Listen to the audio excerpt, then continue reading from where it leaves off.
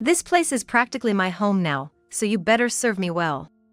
When I got home, for some reason, my estranged mother-in-law was there, making an outrageous statement. What? Shocked by my mother-in-law's words, I blurted out in astonishment. I had been in Hawaii for my sister's wedding, away for 3 nights and 4 days. It seems that while I was gone, my mother-in-law had moved in and settled into our house. And the person who facilitated this was none other than her son, my husband. I confronted my husband about what all this meant, but what he told me was beyond my wildest expectations. My name is Emily. I'm a 29-year-old sales professional. During my student days, I was dedicated to my studies and landed a job at a major insurance company right out of college. People often refer to me as a career woman. Indeed, I love my job and have been working hard every day. However, I was hopeless in love, never having had a proper relationship. But then, a turning point came in my life. That day was busier than usual, full of appointments with clients. I was about to head to a client's house to finalize a contract, but left the office at the last minute. Rushing, I grabbed the necessary documents and left the office. I hope I can make it in time, I muttered as I hurried towards the station. Just then, I thought I heard someone calling my name and turned around. A man was running desperately towards me. Emily! Wait, please! Sean? It was Sean from my department, who works in administration. We hadn't talked much, just exchanged greetings. Catching up to me, Sean, panting, handed me some documents. What's this? It was the document I needed for the client I was about to meet. What? Why do you have this document? Confused, I checked the documents I had brought, only to find they were for another client. In my rush, I had taken the wrong papers. I happened to pass by your desk and noticed these documents left behind, so I rushed to catch up with you. Luckily, I made it in time. Thank you. Without these, I would have lost the client's trust. I thanked him repeatedly. I was shaken by such an unusual mistake, but he just smiled at me like the sun. Glad I could help, Emily. Be careful out there. Thanks to him, I was able to secure the contract that day. This incident led to us talking more often, going out for meals, and eventually, we started dating naturally.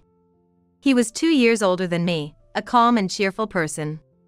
After dating for exactly 2 years, we decided to get married. I was looking forward to a happy married life, but soon after the wedding, a problem arose with my mother-in-law. My father-in-law had passed away 5 years ago, and she lived alone. Her house was close to ours, so she often came over to ask for money. Emily, you're making good money, right? How about sharing some of that as pocket money? My mother-in-law, smirking, cooed these words. Before we got married, I thought she was a reserved and nice person, but she showed her true colors as soon as we tied the knot. Despite repeatedly telling her I can't give you money, she kept insisting, and I was getting fed up. She seemed to be a big spender, using up money as soon as she had it. To top it all off, she even called my sister, asking her for money, which really got under my skin. So, I decided to talk to Sean, my husband, about it. Hey, can you tell your mom to stop asking for money? She's even calling my sister now. You said I shouldn't bother with her, but why should we have to put up with this? Please, tell your mom to stop. Eh? Oh, yeah. I'll talk to her next time. Sean's response was vague and he never actually talked to his mom about it. After we got married, I learned that Sean seemed to have a bit of a mama's boy streak. In his eyes, I was probably the bad one for speaking ill of his beloved mother. No matter how many times I brought it up, Sean would just say, "That's just how mom is. You don't have to give her any money. Just ignore her." He suggested that I just grin and bear it. As expected, he never really talked to his mom about stopping her behavior. On top of that, my mother-in-law constantly criticized the way I did household chores, which really annoyed me. Meanwhile, as she got older and her health declined, she began hinting at wanting to move in with Sean and me in our spacious house.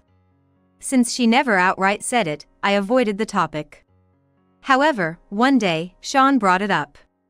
Hey, Mom's getting older and feeling insecure, so she wants to live with us. I think it's a good idea. You're okay with that, right, Emily? Sean asked this with a smile, but I firmly rejected the idea. Live together? No way! I absolutely refuse. Sean didn't like my response and lashed out at me. What's with that attitude? Mom's just trying to be nice by saying she wants to live with us. Then let me ask you, what's in it for me? It's stressful enough dealing with her constant money demands and never-ending criticism of my housework. Even living apart is already taking a toll on me mentally. There's no way I can live with her 24/7. What do you mean, what's in it for me? We're family. Did you marry me just for the benefits? Our argument escalated into a shouting match and lasted for a while. In the end, neither of us budged, and our argument continued into the next day. In the midst of this, my sister's wedding in Hawaii was approaching, and I was busy preparing my dress and other things. My parents had passed away in a car accident 3 years ago, and since I'm estranged from other relatives. My sister, Katie, who's 3 years older than me, is the only blood relative I have. We've been close since we were kids, and I could tell her anything, even things I couldn't share with our parents. I was as happy as if it were my own wedding when I heard she was getting married and was really looking forward to her wedding. The wedding date was set before Sean and I got married, so I planned to attend alone. About 5 days into our argument, Sean unexpectedly apologized. Sorry, I went too far. If you don't want to live with Mom, we don't have to. Really? I was relieved by his words. Thank you. I'm sorry for being so assertive, too. No worries. By the way, your sister's wedding is coming up, right? You're gonna be in Hawaii for 3 nights and 4 days. Have a great time. I smiled back at Sean, beaming with joy. Thank you. I'll take lots of photos and videos. And so, we made up and spent the days leading up to my sister's wedding in a peaceful, happy mood. On the wedding day in Hawaii, the venue was beautiful, with a magnificent view of the pristine sea through large windows. My sister, Katie, looked stunning in her wedding dress, and her happy smile brought tears to my eyes several times. Katie's husband, Ken, was a reliable and wonderful person whom I had met several times. I felt at ease knowing she was in good hands with him. I wholeheartedly celebrated their union. After the wedding, having enjoyed my sightseeing, I returned to Japan after my 3-night, 4-day stay. I'm home! I called out as I opened the front door of my house. To my surprise, it was my mother-in-law who appeared. Welcome back, Emily. You're here? I was shocked, and she snorted in response. Here? This is practically my home now, so you better serve me well. What? Astonished by her words, I hurried to the living room, where, as expected, I found Sean lounging on the sofa. What's going on? Why is your mom here? You said we didn't have to live together. Making such a fuss as soon as you get back. I lied about not living together. I moved Mom's stuff in while you were in Hawaii, so we're all living together starting today. His casual declaration infuriated me. It seemed Sean had planned to sneakily move his mother in while I was away for my sister's wedding. So you tricked me? It's not tricking. Don't be so dramatic. This is a perfect chance for you to show some filial piety. After all, you don't have your real parents anymore, so why not make the most of this opportunity? His smirking response disgusted me. My mother-in-law chimed in, exactly. You should value your in-laws more. Start with giving me a massage. That's right, Emily. Make sure to massage Mom daily. And about Mom's room, the second floor will be hard for her to climb, so let's turn the first floor room into her room. Their presumptuous planning was too much for me, and I raised my voice. Stop joking around. This is horrible. Sean frowned and snapped at me.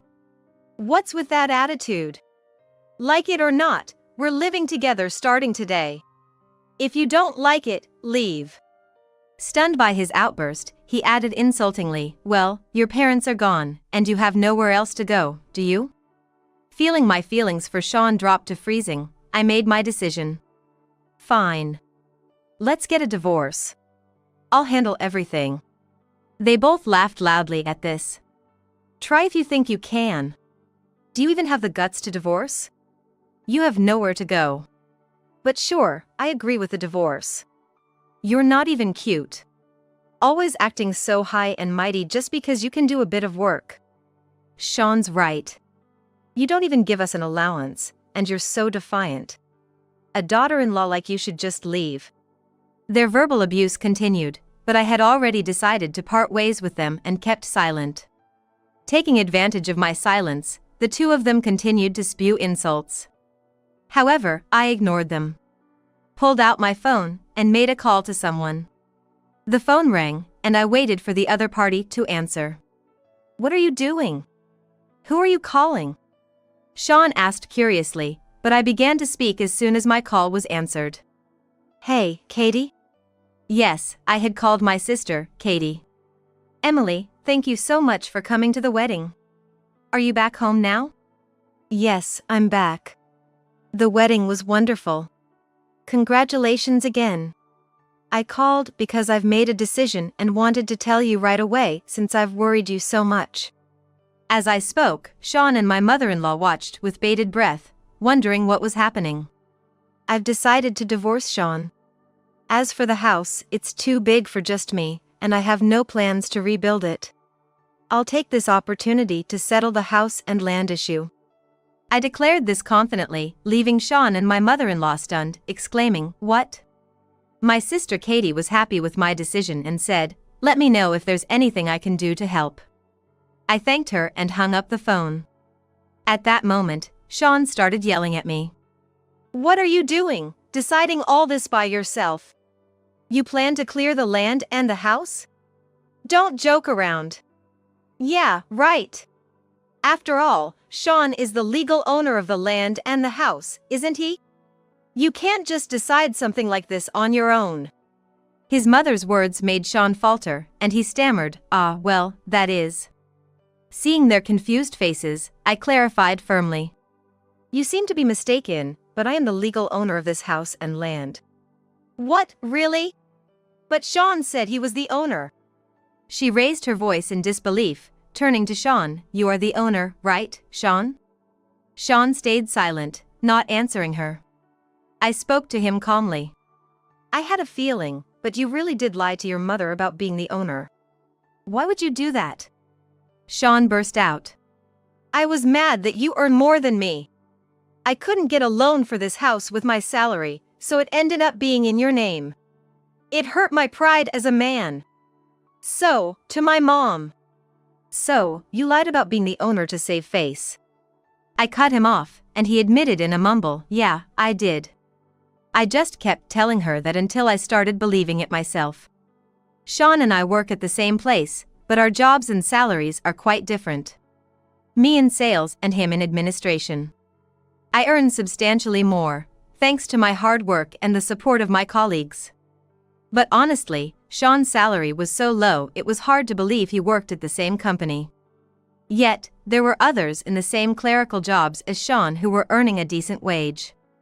Sean would say, working in a clerical job doesn't mean anything. It's not worth it. He lacked motivation at work and was always waiting for instructions. Even when he had tasks to do, he quickly delegated them to his juniors. His personality was likable enough that he wasn't completely ostracized in the department, but it was clear he wasn't a welcome presence. Despite his disdain for clerical work and tendency to slack off, Sean had no desire to transfer to another department or find a job that paid better. People's salaries go up when they get promoted. Unlike sales where your salary can decrease if you don't produce results, clerical jobs are stable, he would nag at me. With such a salary gap, it wasn't possible to simply split our daily burdens in half. Consequently, I was the one covering most of the mortgage and living expenses. His mother thought Sean had built our house and often praised him, oblivious to the shocking truth that I was the one shouldering the financial burden. However, upon learning the truth, she turned to me, her face filled with panic, and asked desperately. Hey, tell me the story you just told is a lie, right? What will happen to Sean and me if you're really going to sell the house and land? I've already vacated my old house thinking I was moving here. I don't know. Sean and I are getting divorced, so we'll be strangers from now on.